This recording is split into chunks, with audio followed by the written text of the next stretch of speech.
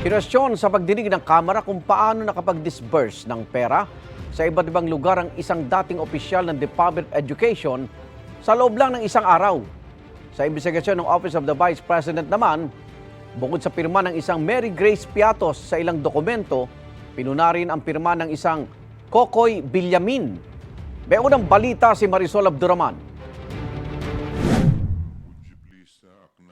Sa pagpapatuloy ng pagdinig ng House Committee on Good Government and Public Accountability, lumalabas na hindi lang si Mary Grace Piatos ang questionable umunong pangalang nakapirma sa acknowledgement receipts ng Office of the Vice President. Ang isang resibo, pirmado ng isang Kokoy Villamin. Siya rin ang nakapirma sa isang resibo ng Department of Education, pero iba ang pirma sa dalawang AR.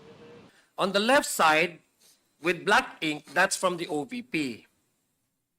On the other side is from DepEd. Okay, pakibasa po yan, yung pangalan din po dyan sa DepEd. Parang parehas po, Mr. Chair. Parehas po, no?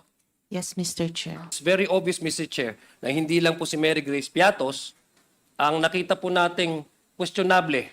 Nakikita din po natin na may mga acknowledgement receipts, Mr. Chair, na pare-pareho yung pangalan, na magkakaiba yung date, na magkakaiba yung kanilang pirma, Mr. Chair. Pinuna rin ng mga mambabatas kung paano nakapag-disburse ang dating DepEd Special Disbursing Officer na si Edward Fajarda sa maraming lugar sa bansa sa loob lang ng isang araw noong February 21, 2023. Ayon kay Congressman Royce Gutierrez, noong February 21, 2023, isang araw matapos makapag-encash ng 37.5 million pesos si Fajarda, lumabas sa acknowledgement receipts na nakapag-disburse si Fajarda sa 7 magkakaibang lugar sa bansa. Malolos, Davao, San Francisco, Agusan del Sur, Makati City, Negros Oriental, Negros Occidental, and Davao City. In Pasig po na encash, and immediately the next day, he traveled to these 7 places and have these 7 ARs.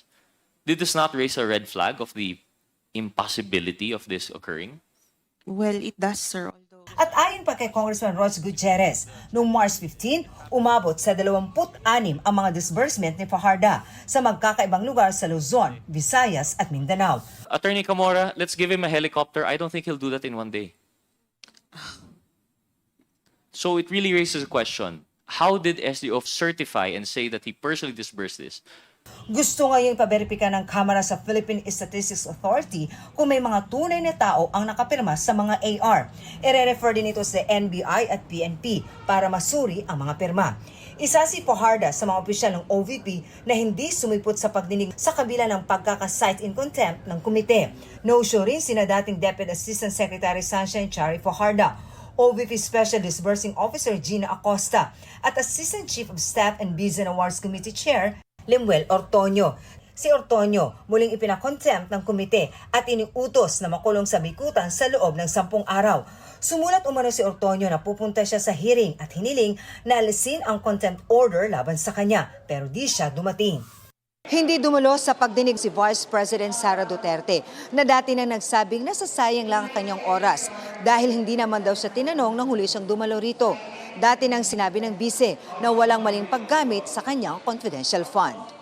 Ganito rin ang sinabi ng bise sa kanyang sulat sa komite, pero sabi ng komite hindi nila tinanong ang bise nung dumalo ito dahil hindi naman daw siya under oath. Makailang beses din daw nilang inibitahan ang Vice President. Ang dumalo sa hearing, Chief of Staff ni VP Sara na si Artine Zulaika Lopez. I am purely handling, as I mentioned, operational concerns. Although I would wish to answer really respectfully as regards the matter of the confidential expenses, it is something that I have not really been privy to from the very beginning. Lumabas sa pagdinig na sinulatan ni Lopez ang Commission on Audit para sabihan itong wag sundin ang sabpina ng Kamara na nagpapasumiti ng mga audit report nito tungkol sa confidential funds ng OVP. Sabi niya, alam daw ito ni Vice President Sara Duterte. That letter does not in any way seek to undermine the power of Congress. It is simply a request from to the Commission of Audit, given that there is still an ongoing audit investigation. That's why we requested that since hindi pa naman po natatapos yung audit, hindi naman po din tama na ibibigay na muna yung ganong documents. But Attorney Lopez, that is not a call for you to make. Right? Your Honor, it was Precisely because you are the agency that is being investigated. You're asking another agency not to cooperate with Congress when an ongoing investigation is happening.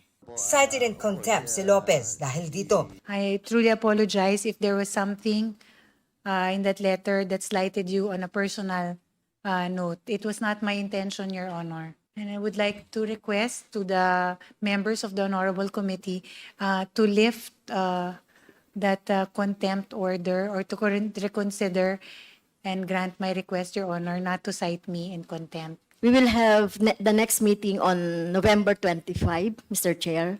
So I move na until November 25. Which is on Monday. Yeah. May we request the Sergeant at Arms to arrange a room